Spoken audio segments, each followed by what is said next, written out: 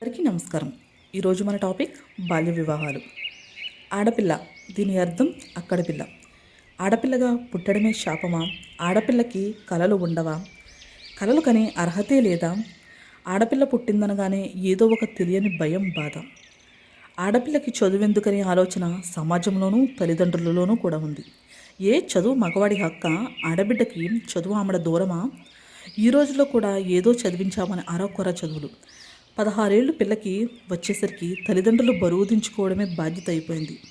ఒక వయసు వచ్చింది, ఒక ఇంటిదాన్ని చేసేయాలని అని ఆలోచిస్తున్నారే తప్ప ఆ చిన్ని గుండె చప్పుడు వినేది ఎవరు? ముక్కుపచ్చలారని ఆ గుండె కోత వినేది ఎవరు? 16 ఏళ్ళు వచ్చాయంటే ఎవరో ఒకరిని చూసి ముడిపేసేయాలని ఆలోచిస్తున్నారే కానీ ఆ మనసు పడే ఆవేదన, ఆ చిన్ని గుండె పడే ఆవేదన, తనని నవమాసాలు కని పెంచిన తన తల్లైనా ఆలకిస్తే ఒక ఆడబిడ్డ ఆవేదన గుండె లోతుల్లో నుండి ఒక నదిలా పైకి పొంగునేమో.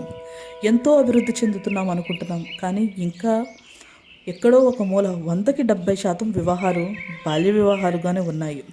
సమాజం మారుతుంది, ప్రపంచం మారుతుంది, పరిస్థితులు మారుతున్నాయి అని గొప్పగా చెప్పుకుంటున్నాం, కానీ మన ఆడబిడ్డ స్థితి మారుతుందా?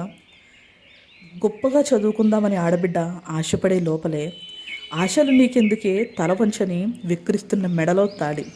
గొప్పగా ఎదుగుదామని కలలు కనే లోపలే ఆడపిల్ల పిల్లలు కనడానికి కానీ కలలు కనడానికి కాదని వివాహంతో బాల్యానికి వేసే సంఖ్యలు.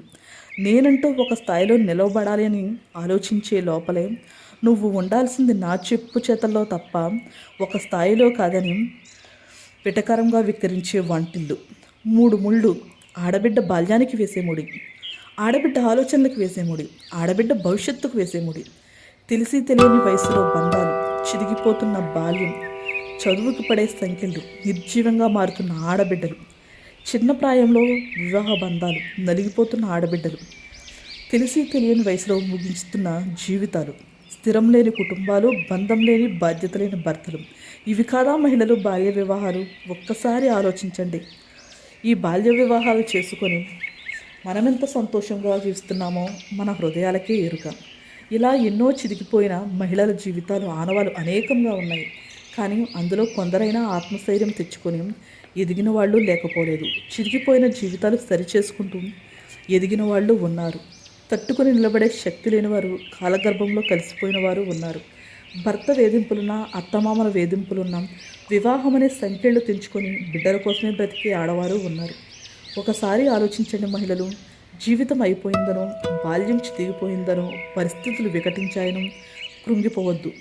నీ ప్రతి కన్నీటి బొట్టునే తోడుగా చేసుకొని, నీ నీడనే అండగా చేసుకొని నిలబడు.